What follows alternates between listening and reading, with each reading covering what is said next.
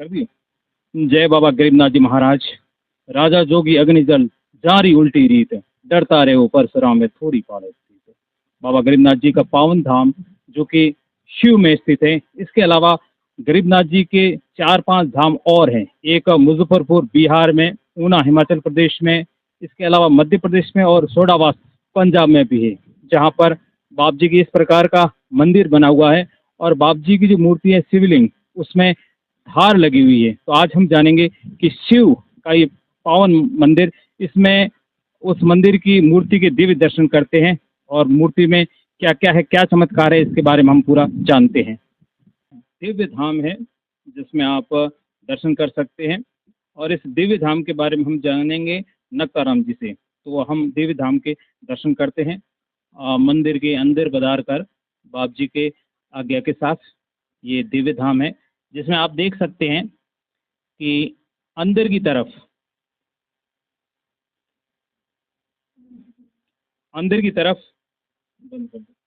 एक मंदिर है, निज मंदिर है और इसके बारे में नक्काराम जी बताएंगे। परम सेवक है और हमेशा हाजिरी में आप उपस्थित रहते हैं, तो आप ये बताएंगे इनके बारे में। जय बाबा गरीबनाथ जी की।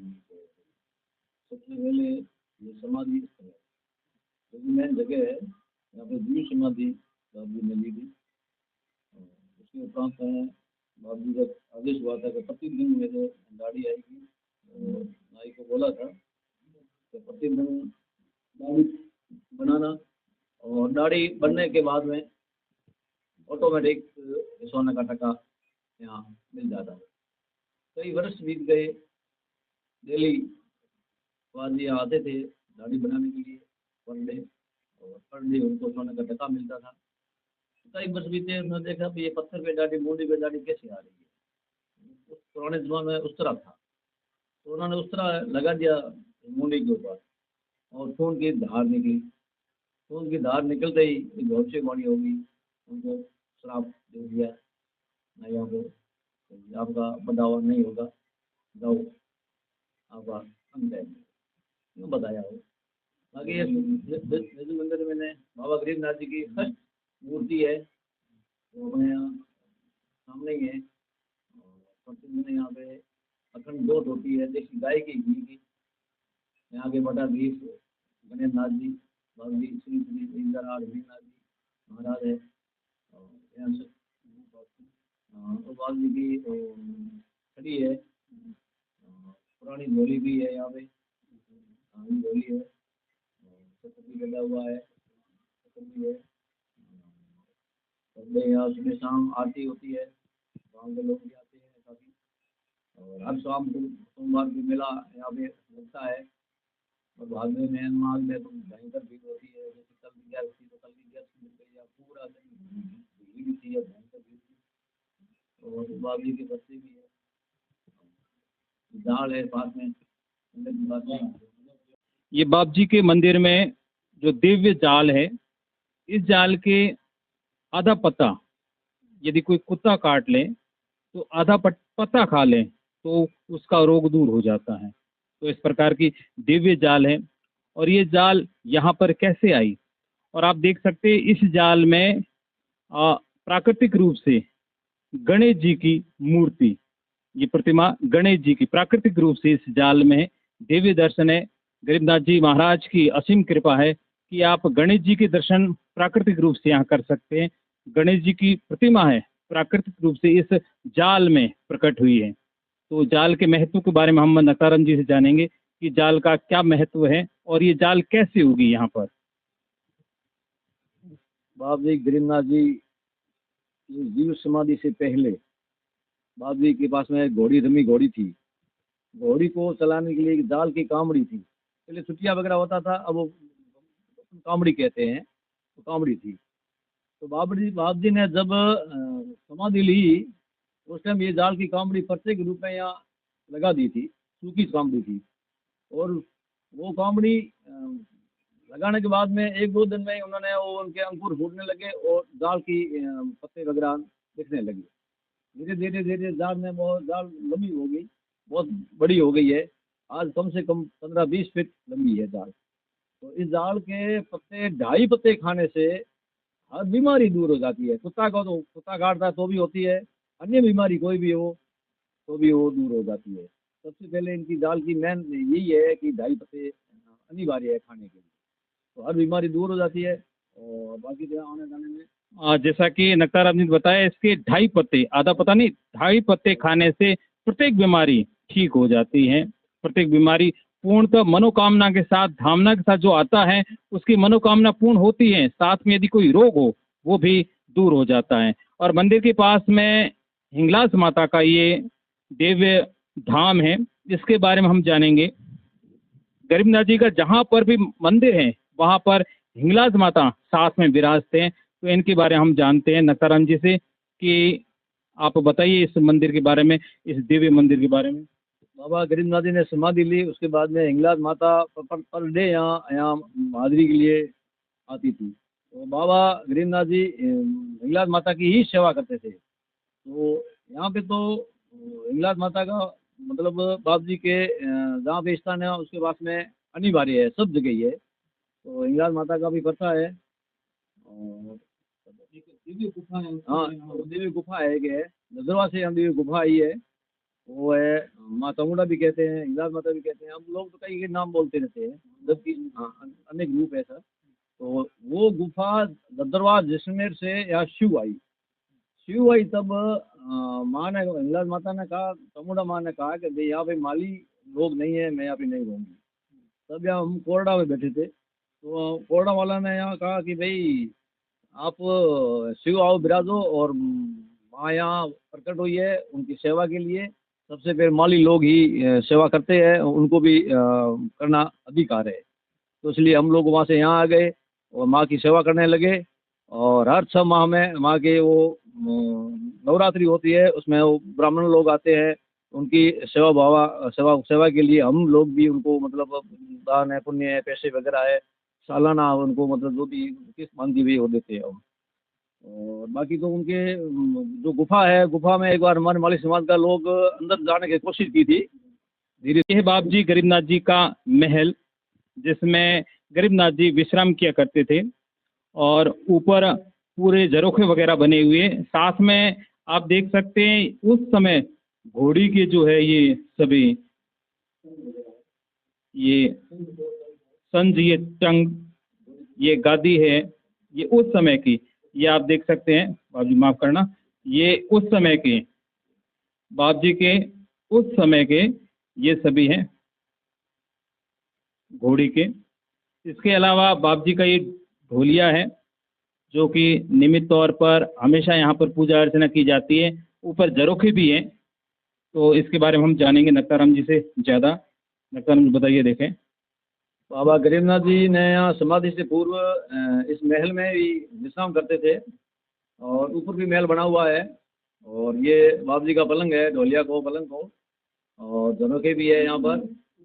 बाबा जी यहाँ विश्राम करते थे। तो ये सीढ़ियाँ हैं, ये लगभग ये सीढ़ियाँ ऊपर जाने के लिए। अभी तो हम जा नहीं सकते क्योंकि अभी मना है, पता नहीं क्या है। ऊपर है बाबा जी के रहने के लिए वगैरह की सब सीढ़ियाँ बनी हुई है। तो ये घोड़ी के भी तंग है, बाबा जी घोड़ी पे आते थे जाते थे। अभी हमने पहले आपको बताया घोड़ी पे जाते बैठ के कहीं जाते करते, तो वो दाल वाली काम भी है, उनसे घोड़ी चलाते थे, उनका भी थोड़ा बहुत बताया हमने आपको। और ये सीढ़ियाँ हैं, ये सीढ़ियाँ हैं, सीढ़े से ऊपर जाते हैं। बाबा जी का महल ऊपर है, ऊपर विश्राम करते थे बाबा जी। पहले समाधि से पहले यहाँ रहते थे। और जो भी लोग यहाँ अब भी लोग जो जाति लोग आते हैं तो इस महल को भी नमन करते हैं। तो ये भी प्रथा है बाबा जी का। और बाबा जी हर भाई लोगों की, यात्रियों की मनोकामना पूर्ण होती है। तो ये बाबा जी का महल है। तो ये मंदिर में है नवनाथों की जीवित समाधि। सिद्ध नवनाथ यहाँ पर उन्होंने जीवित समाधि ली थी, और इस धाम में आकर उन्हें ऐसा क्या लगा बाप जी के सानिध्य में जिस कारण से उन्होंने जीवित समाधि ले ली। तो इसके बारे में हम जानेंगे नक्ताराम जी से। पहले हम इस दिव्य मंदिर के दर्शन कर लेते हैं। भक्तों के लिए ये मंदिर खुला है, आज सुबह के समय खुला रहता है। अभी किसी कारणवश इसमें लोक लगा हुआ, परंतु ये दिव्य दर्शन आप कर सकते हैं। 9 समाधियां हैं नवनाथों की, जो कि यहाँ ये जो 9 समाधियां हैं नवनाथों की, जिसके दिव्य दर्शन आपको हो रहे हैं। और ऐसा क्या हुआ कि उन्होंने यहाँ पर समाधि ले ली। सामने की तरफ हिंगलाज माता और दत्तात्रेय भगवान की मूर्तियां भी हैं, जो कि आराध्य देव है भेग भगवान के। तो उनके साथ या उनके मन में ऐसा क्या आया कि उन्होंने यहाँ पर समाधि ले ली। तो हम जानेंगे नक्ताराम जी से यहाँ पर कि ऐसा क्या हुआ कि यहाँ आने के बाद उनका मन रम गया और उन्होंने यहाँ पर समाधि ले ली, और ये नवनाथों की जीवित समाधि यहाँ पर कहलाती है। नक्ताराम जी बताइए। नवनाथ बाहर से आए थे, यहाँ पे मठ था बाबा गरीबनाथ जी का। तो शाम हो गई, उन्होंने वहाँ रात्रि विश्राम कर लिया। विश्राम के बाद में सुबह मॉर्निंग में एक विकलांग था, उसमें 9 में एक विकलांग था नाथ जी बाबा जी। 8 ने देखा विकलांग को यहीं छोड़ देते हैं, अपन को परेशान करता है, खाने में पीने में ले जाने में चलने में परेशान करता है, इसलिए इनको यहीं छोड़ देते हैं, अपन निकल जाते हैं मॉर्निंग में जल्दी। तो 8 तो जल्दी मॉर्निंग में निकल गए तीर्थ नहाने के लिए, दर्शन करने के लिए। ये विकलांग बाबा जी को यहीं छोड़ दिया। तो बाबा जी ने सुबह उठा, देखा कहाँ गए, तो दिखाई नहीं। चलो कोई बात नहीं। फिर उन्होंने बाबा गरीबनाथ जी को याद किया, हे बाबा गरीबनाथ जी मेरे को दर्शन करने थे, वो मेरे साथ में थे। 8 ही निकल गए, मैं अकेला रह गया, मैं विकलांग हूँ, मैं देख नहीं दर्शन नहीं कर सकता हूँ, इसलिए कृपा करके मेरे को मार्गदर्शन करें। तब बाबा गरीबनाथ जी प्रकट हुए कि बाबा जी डरना नहीं है, हिम्मत होनी चाहिए आप में। तो बिल्कुल मेरी हिम्मत है। सुबह माँ जोगमाया को, चमुंडा को, जो भी यहाँ आएगी, और आप उनके पैर पकड़ लेना, और आपको पूरे दर्शन जितने भी तीर्थ है वो आपके 8 बाबा जी नाथ जी गए हैं, उनके वो भी बता देंगे, सब तीर्थों के दर्शन करा लेंगे। सुबह मॉर्निंग में आरती होती है, उस वक्त में माँ यहाँ आके दर्शन दिया दत्तमार ने, चामुंडा ने। तो उन्होंने पैर पकड़ लिया, जो विकलांग बाबा जी थे उन्होंने। और पैर पकड़ने के बाद में माँ ने बोला, बोलो क्या चाहिए। माँ मेरे को कुछ नहीं चाहिए, मेरे को सिर्फ दर्शन चाहिए, मैं विकलांग हूँ, दर्शन कर नहीं सकता हूँ, चल नहीं सकता हूँ, इसलिए मेरे को दर्शन चाहिए। जितनी भी तीर्थ है अपने हिंदुओं के, पूरे ऑल दर्शन होने चाहिए। चलो ठीक है, पूरे दर्शन करा लिए। तो विकलांग बाबा जी यहीं रुके। फिर वो 8 गए थे, वो वापस दर्शन करके वापस यहाँ आ गए, यहाँ शिव बाबा गरीबनाथ जी के मठ में, और रात्रि विश्राम यहीं किया। तब उन्होंने विकलांग बाबा ने बताया कि आप वहाँ पे ये कर रहे थे ना, आपके कटोरे गिर रहे थे ना, आपके धक्के लग रहे थे ना, आप दर्शन कर रहे थे। उन्होंने कहा कि आपने कहाँ से देखा। तो मेरे को सब बाबा गरीबनाथ जी ने बताया था, और माँ ने यहाँ पे पूरी मेरे को दर्शन करा दी सब तीर्थ के। तो उन्होंने देखा अब जाने की कोई जरूरत नहीं है, ये सबसे बड़ा स्थान है, हम यहाँ जीवित समाधि ले लेंगे। फिर 9 ही नाथों ने यहाँ पे जीवित समाधि ले ली। ये भव्य उनका मंदिर बना हुआ है। ये मंदिर के पत्थर जैसलमेर से आए हैं, जबकि गाड़ियाँ से नहीं लाई गए हैं, ये पत्थर ऊपर हवा से आए हैं। ये पत्थर बाप जी खुद, इनकी कथा लंबी थोड़ी है, वो यहाँ के लोगों को भेजा था, शिव वालों के लोगों को, मालियों को वगैरह को, बाणे पुराने टाइम बाणे थी, बाणे दे के भेजा था। उस वक्त में वहाँ गए जैसलमेर बाणे लेके, और वहाँ के महाराजा ने कर आपने देखा कि जो नवनाथ थे, बाबू श्री गरीबनाथ जी महाराज की कृपा से यहाँ पर पूरे संसार के जितने भी तीर्थ हैं उनके दर्शन हो गए, और यहीं पर उनका मन रम गया, और यहीं पर उन्होंने जीवित समाधि ले ली। अब हम गुफा के दर्शन करते हैं। हिंगलाज माता की जो गुफा है, जो कि लोद्रवा तक जाती है, उसके हम दर्शन। मंदिर है वाकल माता का, उसके अंदर वो गुफा है। ये है चामुंडा माता का मंदिर। हिंगलाज माता वही रूप है, नाम अलग है, और आराध्य देवी थी गरीबनाथ जी की। और कहा जाता है कि ये गुफा है, ये गुफा लोद्रवा तक जाती है। और काफी लोगों ने पहले प्रयास भी किए थे, परंतु पहुंच नहीं सके। हाँ, ये गुफा लोद्रवा तक जाती है। इसके बारे में कहा जाता है जो 9 नाथ थे, जिसमें 8 नाथ चले गए तीर्थ करने, एक यहीं पर रह गया। और गरीबनाथ जी की असीम कृपा से उसको हिंगलाज माता, चामुंडा माता के दर्शन हो गए, बाकी 8 को दर्शन नहीं हुए।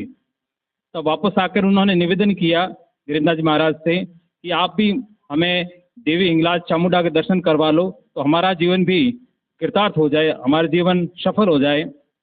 और उन्होंने कहा कि यदि आप मुझे दर्शन करवा लो तो हम भी आपके साथ जीवित समाधि ले लेंगे। तो बाप जी ने माता के दिव्य दर्शन करवा लिए, और फिर नवनाथों ने यहाँ पर समाधि ले ली। और ये गुफा, इसका इतिहास क्या है हम जानेंगे। नक्ताराम जी से आप बताइए इस गुफा के इतिहास के बारे में। ये गुफा माँ चामुंडा की लदरवा से यहाँ शिव तक है। इस गुफा से माँ की जो मूर्ति अंदर है वो ऑटोमेटिक यहाँ से प्रकट हुई है। लदरवा से यहाँ तक गुफा कंटिन्यू है। लदरवा में सेम गुफा है, शिव में भी सेम गुफा है। और इस गुफा में ही मूर्ति बाहर निकली थी। ये मूर्ति बाहर निकलने के बाद में माँ ने खुद ने कहा कि भाई यहाँ माली समाज के लोग है नहीं है और बाड़ी बगीचा वगैरह फूल वगैरह नहीं लगाते तो हम यहाँ नहीं रुकेंगे। तब कोरडा वाला ने बोला कि भाई माली हमारे यहाँ बैठे हैं, मालिया को हम शिव में बसा देंगे। तब यहाँ पर हमारा 2 घर यहाँ आए थे, कोरडा से यहाँ शिव में 2 घर आके बस गए थे। हमने फूल वगैरह लगाना शुरू कर दिया, बाड़ी बाड़ी का काम शुरू कर दिया, मालिया वाला काम शुरू कर दिया और माँ की सेवा करने लगे। और जो भी यहाँ पे ब्राह्मण लोग माँ की सेवा करते हैं पर दिन सुबह शाम दोनों ही वक्त, और आरती भी होती है और नवरात्रि भी होती है। उनकी सेवा के लिए मेन फर्स्ट खाना है उनका, जो भी मंथली है वार्षिक है वो खर्चा हम वाले लोग देते हैं। इसके लिए माँ ने कई लोगों को भी दर्शन दिए और माँ का वर्षा भी है। माँ की जो सेवा करते हैं उनके लिए माँ उनकी मनोकामना पूर्ण करती है।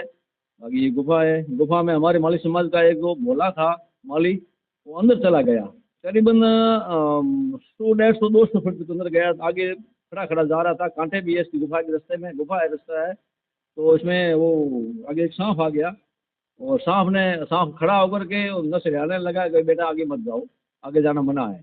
फिर वो बाहर निकल गया वापिस। यहाँ सीढ़ियाँ भी थी, ओपन थी, पहले गुफा ओपन थी, फिर हम यहाँ के लोगों ने वो गुफा बंद कर दी क्योंकि बच्चे वगैरह अंदर आते हैं जाते हैं तो मान लो कुछ हादसा भी हो सकता था, इसलिए गुफा यह है। गुफा यह है, सीधे यूँ पत्थर बनाए थे, सीढ़ियाँ बाद में बनाई थी हमने, पहले गुफा सीधी गुफा ही थी, एकदम सीढ़ी वगैरह कुछ नहीं थी, गुफा थी जैसे ट्यूबवेल का कैसे था वैसे गुफा थी।